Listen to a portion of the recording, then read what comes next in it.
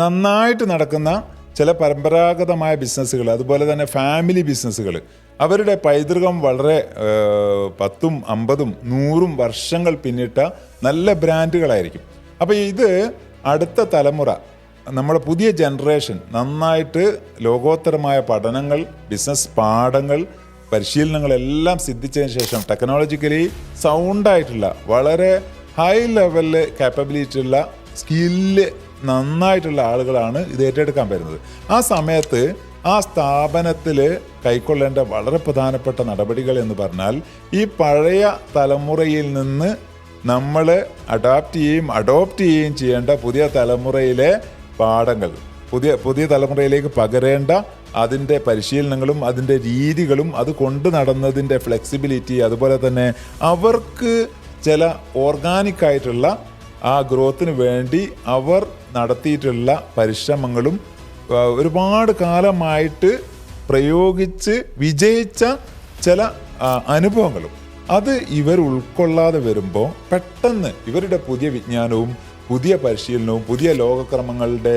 അറിവുകളും ലോകത്തെക്കുറിച്ചുള്ള ഇവരുടെ ധാരണകളും ടെക്നോളജിക്കലി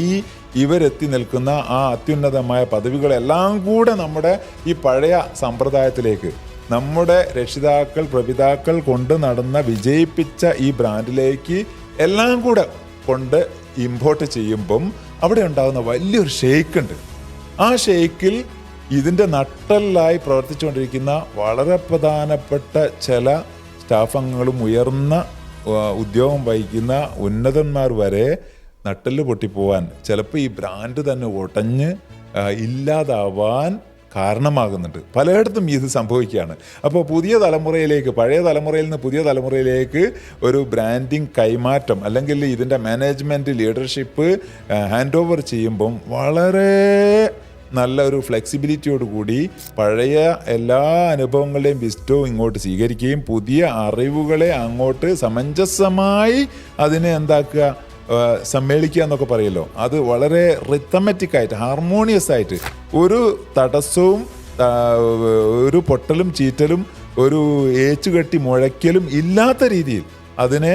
വളരെ സ്മൂത്തായിട്ടുള്ള ഒരു ഹാൻഡ് ഓവറിങ് നടന്നിട്ടില്ലെങ്കിൽ അതൊരു വലിയ പ്രയാസം തന്നെയാണ്. പല ബ്രാൻഡുകളും ഇന്ന് അത് അനുഭവിച്ചുകൊണ്ടിരിക്കുകയാണ്.